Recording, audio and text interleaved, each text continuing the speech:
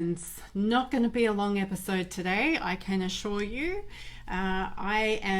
This is day 3 of a really bad pain flare up for me. So I have been away to distract myself from incredible body pain.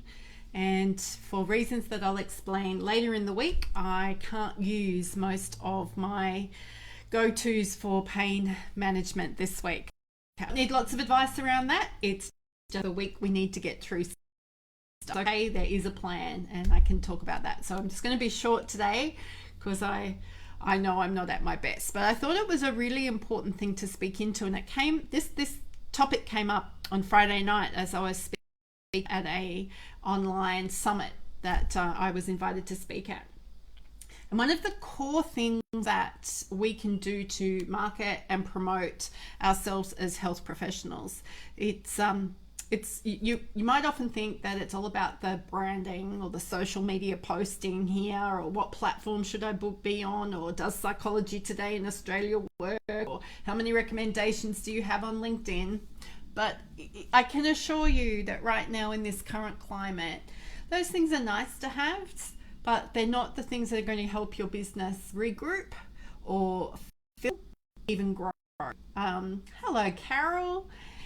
And the thing that you need to understand right now is that clients and prospective clients, or prospective patients, need you to solve a problem for them. And it's up to us to learn what that problem is. And quite often, it's an unexpressed problem. So while we've been all frantically trying to work out how to make telehealth work for us, there hasn't really been enough discussion on how we make telehealth work for the client. So what are you doing to help clients feel safe with this new form of receiving intervention and treatment? What are you doing to help answer some of those questions that they have that they don't even know that they have yet? About, will it work? Is there any data that tells me that this, because it's going to feel different and it's going to be different for them. What other problems can you be solving for clients right now? My hat is off to every single parent who has children at home who are trying to manage school and home-based work and family and heightened anxiety, trying to keep kids clean and fed. People, you are incredible. The thought of trying to look after my son and run my business at the same time made me want to weep on the weekend.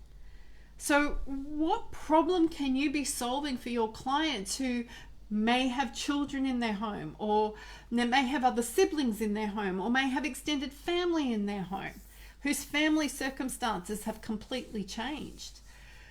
What are you doing to help solve problems when people are terrified to go outside but they need more activity in their day? How are you communicating what it is that we could be doing to continue to keep our bodies moving, to make sure that we're not just looking after our mental health and our social and emotional health, but our physical health is being taken care of? Nutritionists, dietitians, how are you solving the problem of all the emotional eating that we're doing? Because we're doing it. In fact, I give permission for it right now.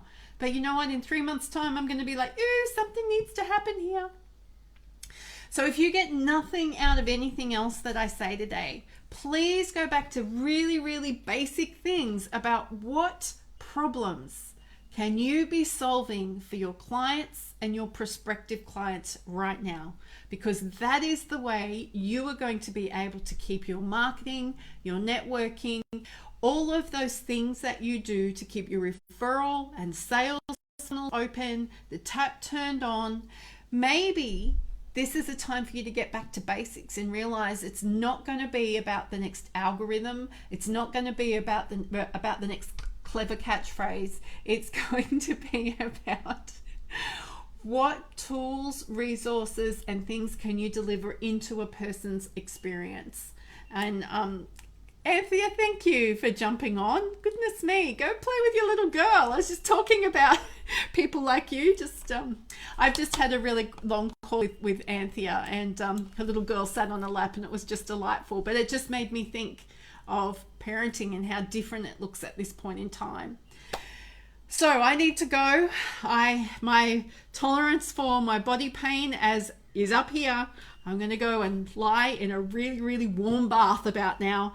And that is how I'm going to get through the next few hours or so. So until next time, go be your awesome self.